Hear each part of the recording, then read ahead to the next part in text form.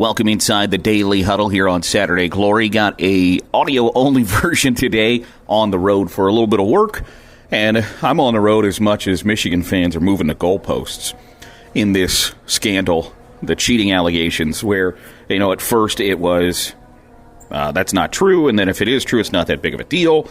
And now it is, well, before it was, the coaches aren't even mad about this. This is the media trying to tear down Michigan because they can't stand that Michigan is back on top of the college football world. First of all, Michigan's not back on top of the college football world. They haven't done anything or won anything, so to say that is outrageous. But then there was a report this morning that the Big Ten coaches are, I guess, furious. Furious is the word to say. They're furious with Michigan and furious that the Big Ten hasn't done anything about it yet. And I understand that thought process because I would be certain that I would be upset if my opponent had a really huge, gigantic competitive advantage before our matchup, during our matchup, and I would be mad. Yeah, I mean, that makes a lot of sense.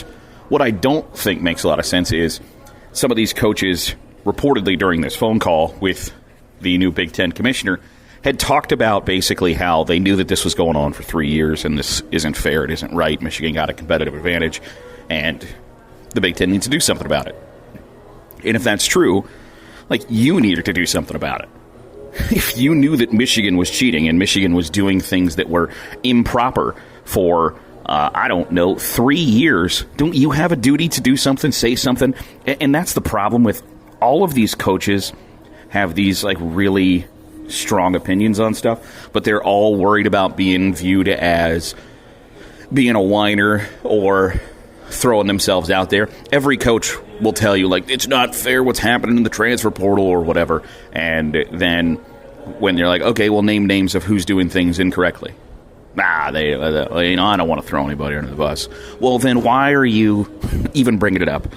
And so and I think people are afraid of being proven wrong, that for a long time that people thought Michigan might be stealing signs, but until there was verifiable proof of it, they weren't willing to stick their neck out there. Which, if you think you know something and you think you got proof of it, there's the famous now halftime speech or halftime interview, I guess, of Greg Schiano, the Rutgers coach, during the Michigan game, where he said, there's some funny stuff going on out there, and the reporter, and I don't think she deserves any blame or anything like that, but didn't say a whole lot and didn't follow up with well, what do you mean there's a lot of funny stuff going on out there? Now, supposedly, when those comments were attached to the sign stealing allegations, that they came out and were like, hey, sources said that Greg Schiano was actually talking about the officiating because he didn't want to be tied to the one that is complaining about the sign stealing allegations. And still, really, no Big Ten coaches have come out and said, what they did was wrong. It's pretty clear what they did. We knew about it, etc. And I think part of that is because you look like a doofus if you're we knew what they were doing and we still let them do it. Well, wait a second. Those things don't necessarily compute. They don't necessarily make a whole lot of sense if you're well, wait, you knew that they were cheating, or you had a pretty good idea that they were cheating and you didn't really do a whole lot to stop it. That kind of is on you. But I think everybody's just afraid of being viewed as a chicken and a whiner, and I get that to a point. But if I would rather be viewed as a chicken and a whiner than take an unneeded loss.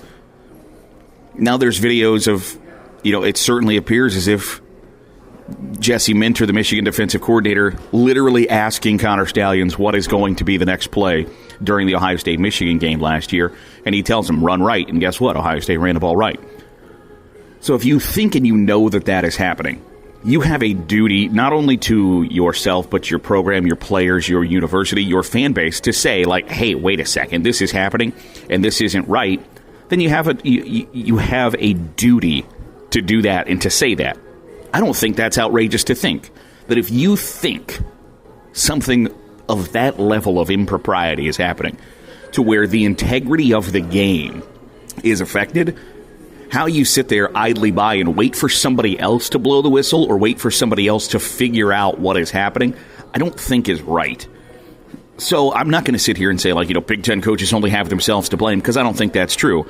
But at the same time, if you wanted it to stop and you wanted the whistle blown and you wanted the cover blown on what was going on, and supposedly everybody knew, every report comes out that, some supposedly Michigan had shared some signs with unnamed schools that ended up beating Tennessee at the end of last season, or, coaches called TCU to tell them what was going on.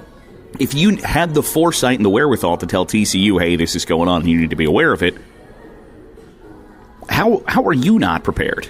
Because TCU was obviously prepared. So I just have questions, I think, about why didn't you do more? If you were so adamant that this was happening, why didn't you go out and say, hey, we got to make sure that this gets stopped? Or if we know this is happening, we got to ensure that it isn't going to happen to us and isn't going to affect us during our game. Because I think you're doing yourself a disservice to do anything other than that. But I do find it interesting that the Big Ten coaches now, kind of in the privacy of their own conference call, are telling the Big Ten, like, hey, you need to do something. Because that puts the Big Ten in a hell of a spot, right? And I would be shocked, flabbergasted, floored if the Big Ten did anything before the college football playoff or anything like that. Because I think they're going to say we've got to follow some due process here. But when coaches are using the words tainted and fraudulent and unprecedented to describe what is going on and what has happened, I find that incredibly interesting, because that shows some real anger, some real frustration, some real feelings that I don't think they would be willing to give you out in public,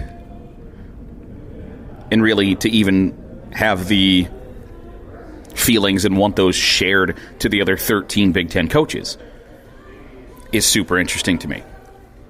But it puts the Big Ten at a hell of a spot. What are they supposed to do? What are they going to do? Because they should, whether you agree with what they've done so far, whether you agree or not that Michigan has done wrong, you do have to agree that they deserve to have some time to put their defense together or whatever, I think. And if the Big Ten is going to launch an investigation and say, hey, we got to figure out what happened here, it's not going to be wrapped up before the college football playoff, before the Big Ten championship game. So you are put in a position where you either let a team that you eventually find out absolutely 100% was breaking the rules and doing something that your coaches are calling fraudulent and unprecedented, or you suspend a school from playing in your Big Ten championship game and you find out later that they had some sort of magic rabbit up their hat, some sort of magic card up their sleeve that made them innocent of the allegations, and you kept them from playing for the Big Ten championship or playing for a national championship. I just don't foresee the Big Ten putting themselves in a position where they later go, ah, crap. I don't think that's going to happen. So to pretend as if that is likely and that, we're just sitting around waiting for the announcement from the Big Ten that, Jim Harbaugh has just been suspended for the rest of the season and Michigan is ineligible for the Big Ten, I don't think you're going to get that. And it's that might stink to hear and might stink to process. I think it's important, whether you believe that Michigan is guilty or whether you believe that Michigan is innocent, that they be informed, like, hey, here's this investigation, get your defense ready. You've got X amount of time to get this figured out because we have to get it figured out. I just don't expect the Big Ten to put that time frame together, before the end of this month. Like, hey, you've got 28 days to figure out what your defense is, and we got to get to a resolution and a finding in this investigation. I don't think it's likely. So, I also think the Big Ten is financially motivated to allow Michigan to continue doing what it's doing, allow Michigan to continue operating the way it is, because there's fat stacks of cash connected to Michigan playing in the college football playoff. So you can take the moral high ground with unfounded evidence, because they're not going to get everything they need in the next 4 weeks. Like, let's just be realistic. These things take time. Whether they should take time and whether the Big Ten should pour every available resource into figuring out what happened and all of those things is a topic for a different discussion. But the reality is they're not going to turn it. They're not going to devote all of their resources to figuring out whether Michigan is guilty or not in the next 28 days.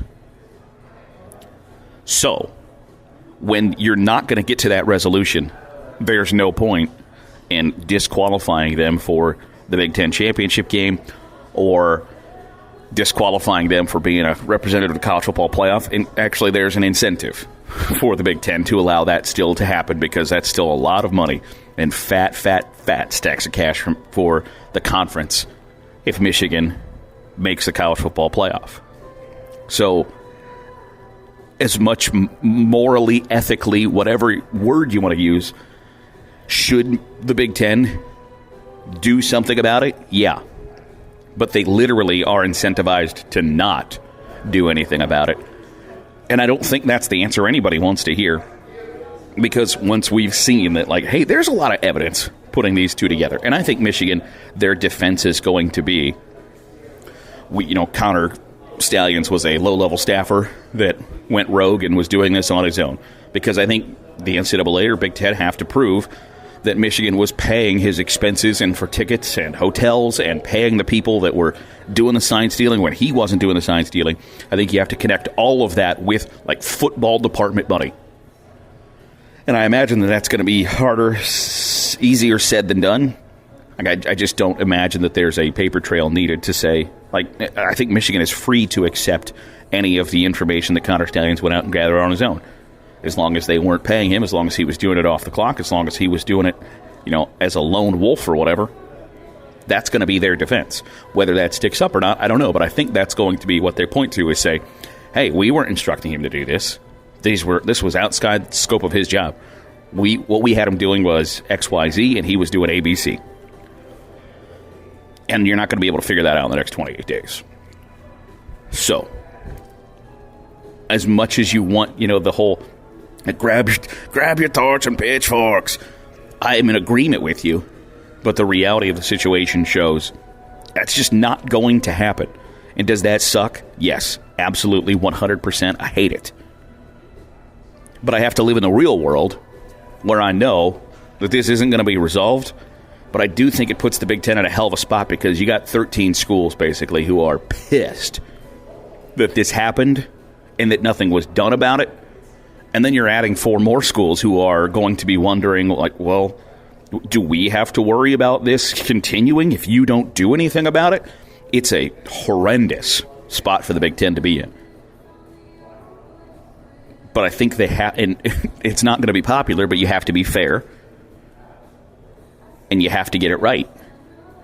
And if that takes longer than the end of the college football season or the end of the college football playoff even, you owe it to your universities, your member schools, your football coaches, fan bases, etc., the college football world as a whole, frankly, to get it right. And if that takes time, while that might suck, and even if Michigan goes on to win the national championship and we find out later, like, no, there is a paper trail, there is, like, verifiable proof that this happened. While they might have the trophy, everybody knows, and everybody will know, that it's tainted. And I'm okay with that, I think. But we'll see what happens. But I know that the Big Ten is in a hell of a spot. I think Michigan's in a hell of a spot. You lose any game now, people are going to know how and why you lost that game. I've just always chalked it up, any of their losses, to, like, Harbaugh's going to hardball. At some point, they are going to lose a game due to his lack of focus or his arrogance or something like that. But the first time they lose, you can already guess the reaction, and I kind of can't wait for it to come down. So that'll do it for today's episode of the Daily Huddle. Certainly appreciate you making us a part of your day, however it is, wherever it is you're doing so. If you're watching here on YouTube, appreciate you sitting through the audio-only version. If you're listening on a podcast, drop a 5-star review. It goes a long way in helping us out, get in front of more college football fans. By the way, subscribe to the YouTube channel. Make sure you're getting all the great college football content, whether it's the Daily Huddle or the Calculated Risk or the recruiting videos that are going to keep popping up here on Saturday Glory. You're going to want to see all of that college football content. So hit that subscribe button. Podcast listeners, hit the 5-star review. Let us know how we're doing. It helps us out in more ways than you could ever possibly imagine. And we certainly appreciate you here. Back on Sunday, recapping the college football playoff. We'll take a look at the college football playoff rankings. All of that coming up when we return on Sunday here on the Daily Huddle on Saturday Glory.